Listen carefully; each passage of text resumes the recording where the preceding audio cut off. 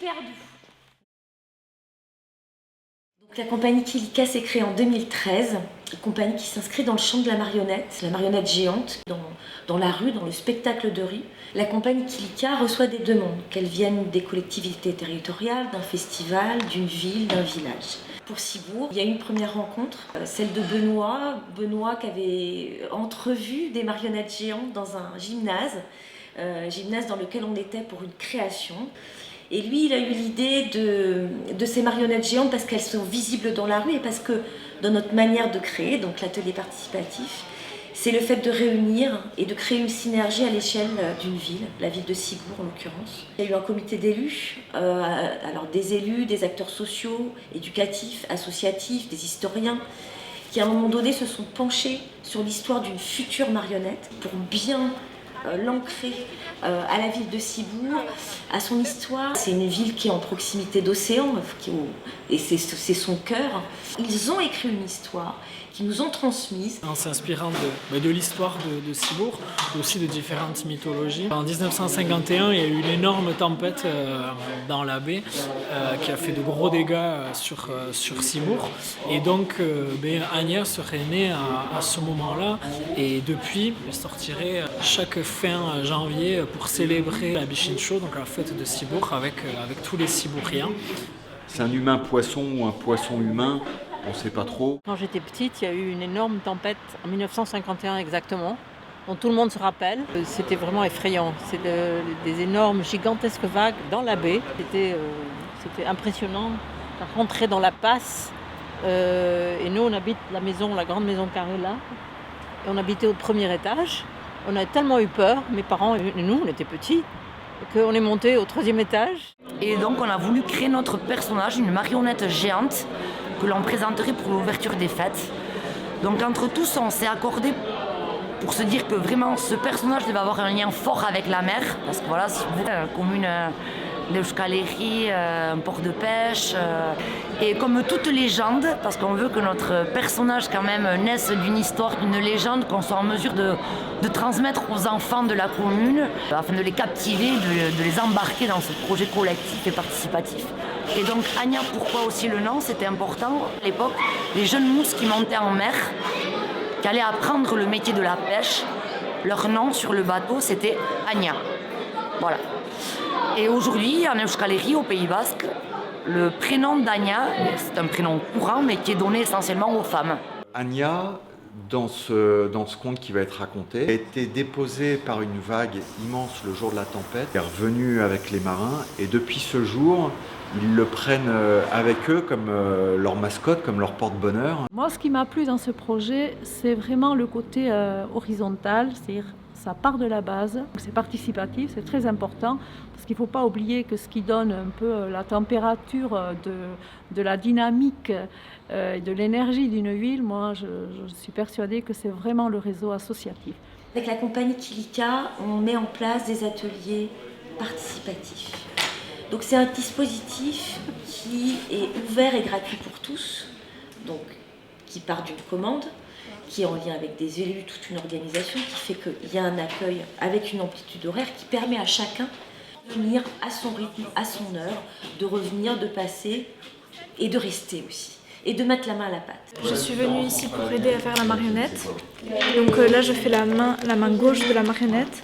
Je suis en train de lui donner la forme. Je trouve intéressant de voir comment on fabrique une main. Je pense qu'on n'est pas ces mesures-là. Voilà, mais normalement, tu as 9, 7 et 6, c'est-à-dire les 3 parties. Ouais. En fait, cette création-là, on est plus dans la recherche d'un univers que de la ressemblance à un personnage. Je trouve que c'est ça qui est intéressant. Raconter une histoire autrement que par une figure humaine identifiable, en fait. Ça va être tout le travail des matières là, qui est réalisé autour. C'est ça qui va aussi raconter l'histoire. On a à cœur de travailler à la fois sur l'écologie sociale, donc donner à sa place à chacun, et en lien avec l'écologie, l'impact sur notre environnement. C'est pour ça qu'on travaille le plus possible avec du recyclage, avec des matériaux qu'on recycle.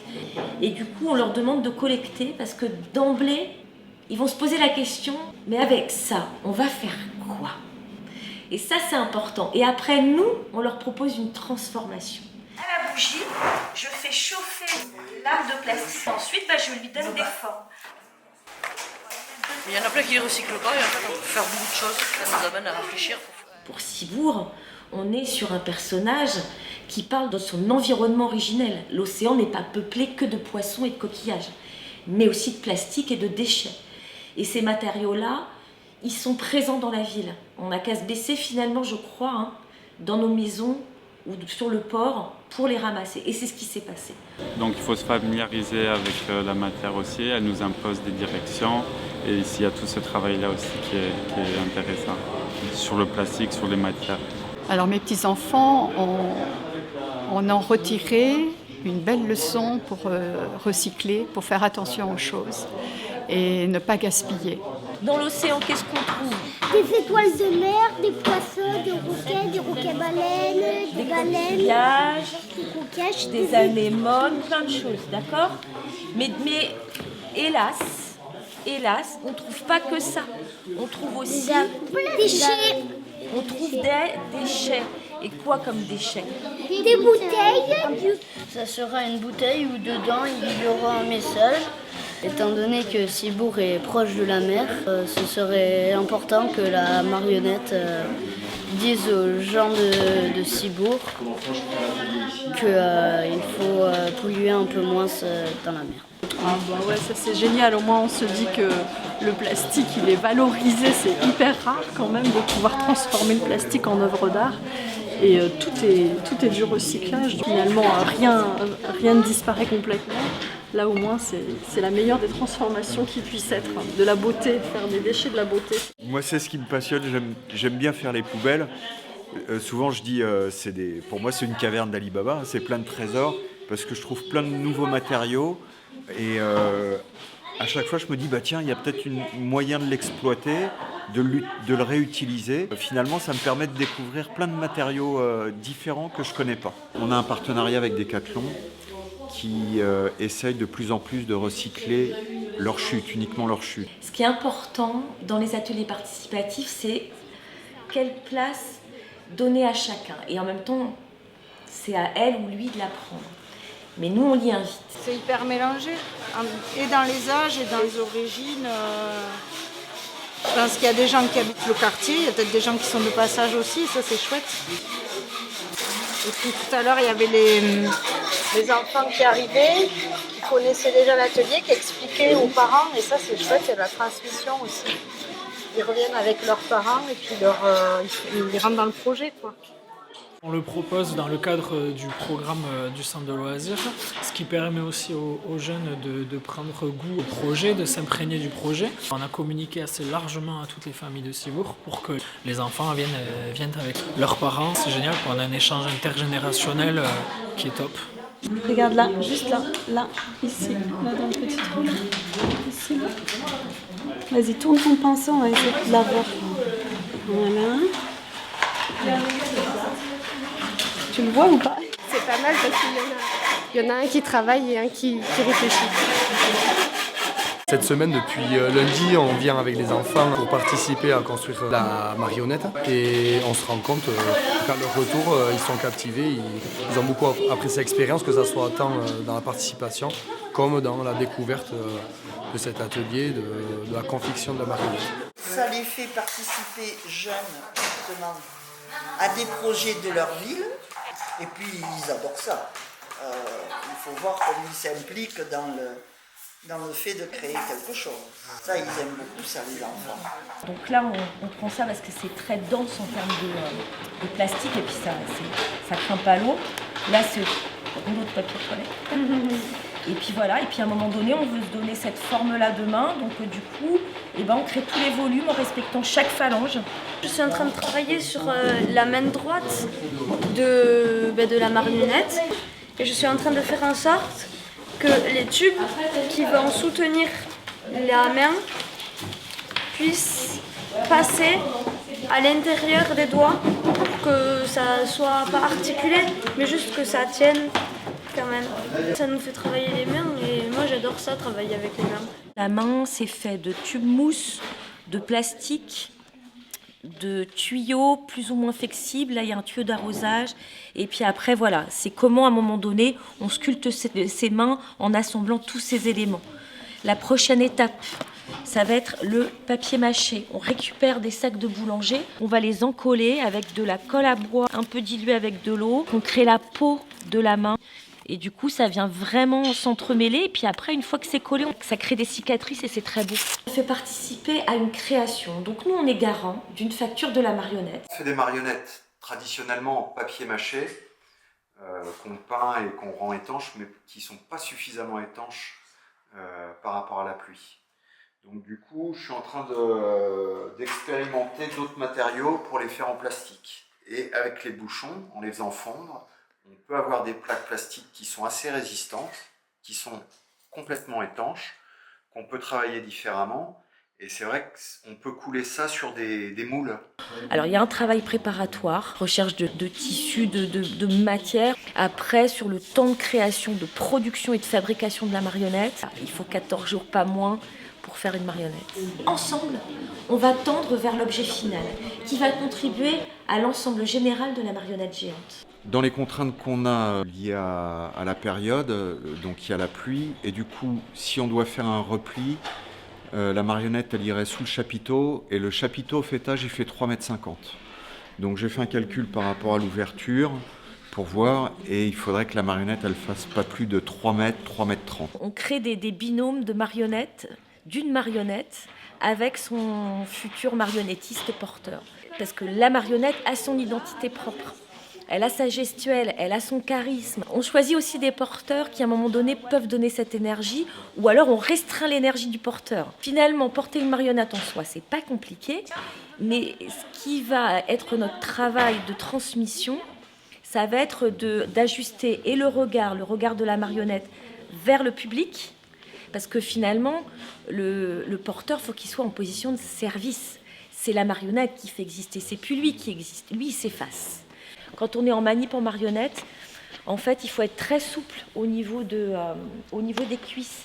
Parce que si en fait tu te positionnes droit et que tu pars en avant ou que tu pars en arrière, la marionnette, elle t'embarque avec elle. En fait, c'est les cuisses qui travaillent énormément. Il faut être hyper souple sur ses genoux, voilà, les articulations. Après, on fait des trucs de pivot comme ça pour tourner. C'est super. En fait, il faut le voir. Parce que nous on le construit, mais il faut le voir pour y croire. Quand même, l'idée, c'est vraiment de faire ensemble. Il faut avancer tout en même temps, en fait. Il ne faut pas que la couture soit au ralenti par rapport au corps, mais en même temps, ils sont reliés. Si on n'a pas le corps, on ne peut pas faire la couture et faire les tailles. C'est la deuxième fois que je participe aux ateliers de Kilika. Et j'adore parce qu'on a l'impression qu'avec peu de choses, on peut participer à un grand événement. Et comme je suis très attachée à Cibourg, je suis hyper honorée et fière de participer à la confection du personnage qui représentera Cibourg. Voilà. Je suis super contente du choix qui a été fait du personnage. Ce message-là, il vient faire la fête à Cibourg, bien sûr. Mais je pense qu'il va aussi amener ce message de tout ça, c'est fragile, c'est un écosystème, il faut y faire attention. L'année prochaine, quand on reviendra par exemple ici, eh bien, ça ne sera pas la même marionnette. Ouais, on en veut d'autres.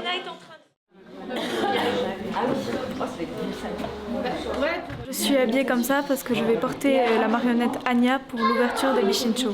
Je la trouve très jolie. Je trouve que c'est bien réussi cet effet de créature entre humain et poisson. Je suis attachée à toutes les marionnettes parce qu'en fait c'est pareil, elles naissent sous nos mains et du coup il y a une relation qui se crée entre la marionnette et nous. Alors toi tu mets le béret, c'est qu'il est trop petit celui-là? Voilà. Attends. Je suis un peu stressée parce que c'est la première fois que je porte, mais je pense que tout va bien se passer et j'espère que tout va bien se passer.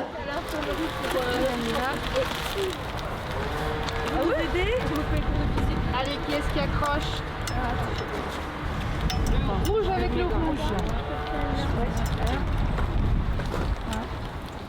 L'atelier participatif, je trouve ça super que les citoyens d'un village, d'une ville puissent participer à la création de quelque chose, que ce soit une marionnette ou autre, dans le sens où ça procure du lien pour l'ensemble des citoyens en créant des échanges, des rencontres, des savoir-faire, des découvertes aussi de chacun. D'abord passer ça, non?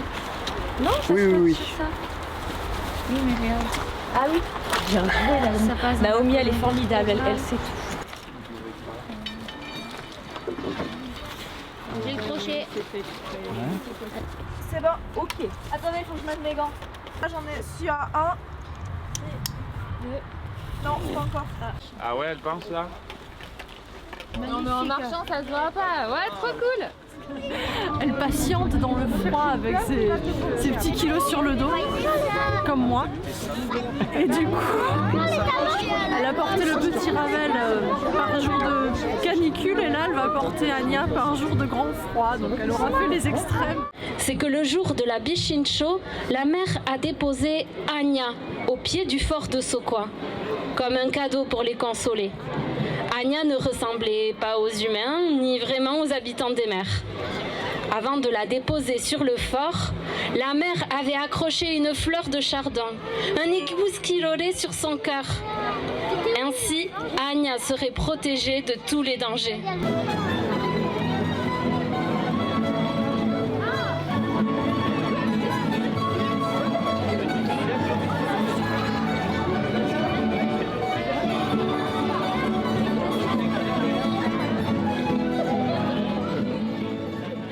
Avoir réparé les dégâts de la tempête, les gens du village avaient bien mérité un peu de fête et de joie. La vie reprenait le dessus et les gens reprenaient confiance.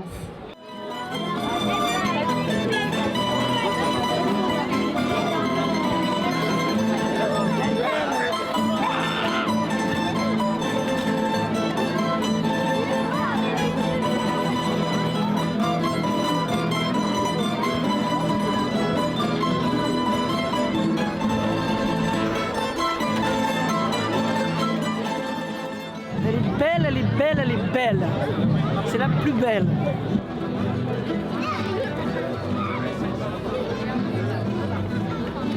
Ben, ça représente la mer, les pêcheurs, Ciboure, le port. Ciboure.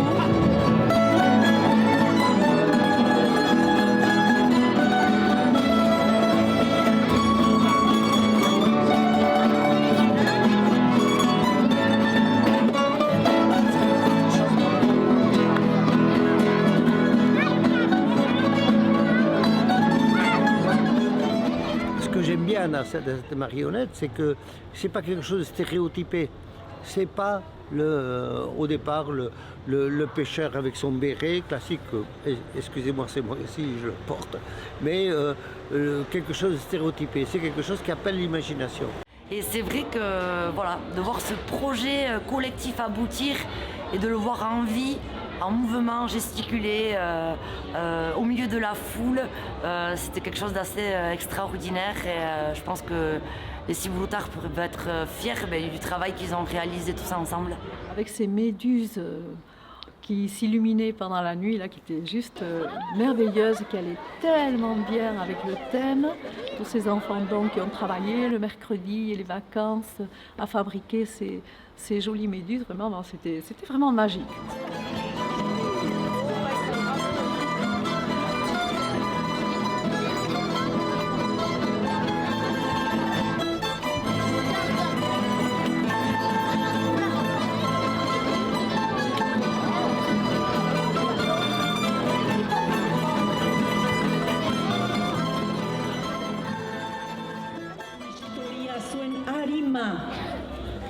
Beraz, Ciburutar maiteak segizazue besta maitatzen, segi dantzatzen, kantatzen, eta ezantz nor zareten. Gora Bisintxoak!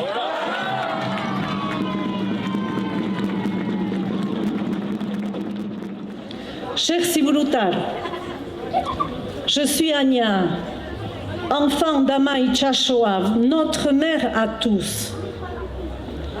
Elle a confié ce coin de mer à Cibourou et vous demande d'en prendre soin, car il est l'héritage qu'il vous faudra transmettre à vos enfants. l'Euskara, la langue de cette terre. Prenez-en soin, car elle est votre culture, votre histoire et votre âme.